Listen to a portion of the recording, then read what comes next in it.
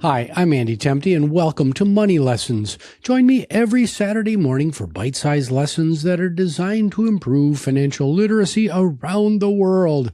Today is March the 28th, 2026. Last week, we covered the mechanics of placing a trade, market orders, limit orders, and stop orders. You now know how to buy stock, but here's a question that most investors never stop to ask. What exactly did you just buy? When you own shares of a company, what do you actually own? The answer is more nuanced and more important than most people realize. So, let's start with the most fundamental distinction in all of finance. When you buy a bond, you're a lender. The company owes you specific payments on specific dates, and you have a legal contract, the bond indenture, to prove it. We spent 14 weeks on this in our Debt Securities series. But when you buy stock, you're an owner. You hold a proportional ownership stake in the company. If the company has 1 million shares outstanding and you own 1,000 of those shares, you own 0.1% of that company. You're not guaranteed any specific payments. You don't have a maturity date when you get your money back. What you have is a residual claim on the company's assets and earnings. And that word residual matters a lot. Now, a residual claim means that you're entitled to what's left over after everyone else gets paid. Think of it like this. Imagine a company generated net revenue of $10 million last year. Before shareholders see a dime, the company pays its employees, its suppliers, its rent, its taxes, and crucially, the interest it owes to bondholders. Whatever remains after all those obligations are met belongs to the shareholders. In a good year, that residual can be substantial. The cash the business generates after covering all its operating costs and obligations, what finance professionals call free cash flow, is what funds dividends to shareholders and reinvestment back into the business.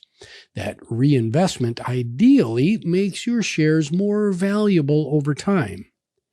However, in a bad year, the residual might be zero or even negative, meaning that the company posted a net loss. A net loss doesn't necessarily mean bankruptcy. Companies can and do lose money in a given quarter or a year and survive, but it does mean that there's nothing available for shareholders that period, and the company may need to dip into its reserves or borrow money to keep operating. Now, here's where it gets serious. If the company goes bankrupt, the same priority applies to whatever assets remain, but it's enforced by the law. First, the costs of the bankruptcy process itself must be covered. Guess who gets paid first? Lawyers, accountants, and the administrative expenses of winding things down. Of course, the lawyers get paid first. Then come secured creditors, the bondholders we've been talking about whose loans are backed by specific collateral. They're paid from the value of that collateral. After that comes a long line of priority claims, including unpaid employee wages and taxes owed to the government. General unsecured creditors come next, and then finally, common shareholders, that's you are dead last. In most bankruptcies, common shareholders receive little to nothing from the settlement. This is the fundamental risk-return trade-off of equity ownership. You're last in line when things go bad, but you have unlimited upside potential when things go right. Bondholders get their promised interest and nothing more, even if the company's profits double. But shareholders capture all of the growth above what's owed to creditors.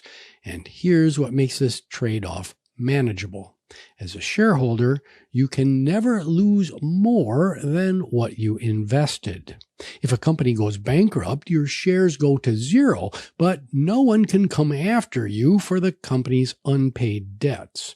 That protection, which is known as limited liability, combined with unlimited upside potential through ownership, is what makes stocks attractive despite the risk. Now, owning a stock comes with certain rights. When you buy common stock, you typically receive 4 key rights that define your relationship with the company. First, you have voting rights. Each share of common stock generally carries 1 vote. You vote to elect the company's board of directors, or the group responsible for overseeing management and protecting shareholder interests. You also vote on major corporate decisions like mergers, acquisitions, and changes to the company's charter, or the foundational legal document that establishes the corporation and defines its structure. If you can't attend the annual meeting, you vote by proxy. You authorize someone else to cast your vote on your behalf. Those proxy materials that show up in your email or snail mail every spring are a direct expression of your rights as an owner. Second, you have the right to dividends when the board declares them. Unlike bond interest, which is a contractual obligation, dividends are discretionary. The board of directors decides whether to pay dividends, how much to pay, and when.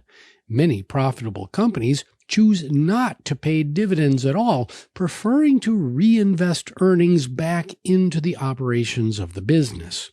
We're going to explore how dividends work in detail in a few weeks. Third, you have the right to information. Public companies must file detailed financial reports with the SEC, quarterly reports, annual reports, and disclosures about significant events. As a shareholder, you have access to the company's financial health in a way that would have been unimaginable to the railroad investors we've been talking about from the 1870s, who had to rely on Henry Varnum Poor's handwritten analyses. Today, this information is available to anyone with an internet connection, whether you own 1 share or 1 million. Fourth, you have the right to sell your shares. This sounds obvious, but it's worth pausing on. Your shares are your property. You can sell them on the open market anytime the exchange is open at whatever price the market will bear. Remember from our October episodes how the Dutch East India Company's transferable shares solved the liquidity problem that had plagued equity investors for over a millennia? Well, every time you sell a stock in seconds on your smartphone, you're benefiting from that 400-year-old innovation. Now, here's what surprises many new investors. You don't own the company's assets directly. You can't walk into corporate HQ and claim a desk, a computer, or a share of the company's inventory. Your ownership is indirect. You own shares that represent a claim on the company's equity, which is defined as its total assets minus its total liabilities. You also don't manage the company. That responsibility belongs to the board of directors and the executive team that they've appointed.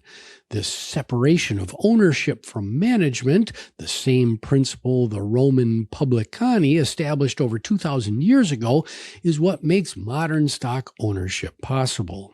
You can own a piece of a company operating on the other side of the world without ever meeting anyone who works there. Now, what does this mean for you? Understanding what you own as a shareholder changes how you think about investing. You're not just buying a ticker symbol that goes up and down on a screen. You're buying a proportional ownership stake in a real business with real rights and a real place in its capital structure. That residual claim is both your greatest risk and your greatest opportunity. It's the reason stocks have historically outperformed bonds over long periods of time. Shareholders are compensated for accepting more risk.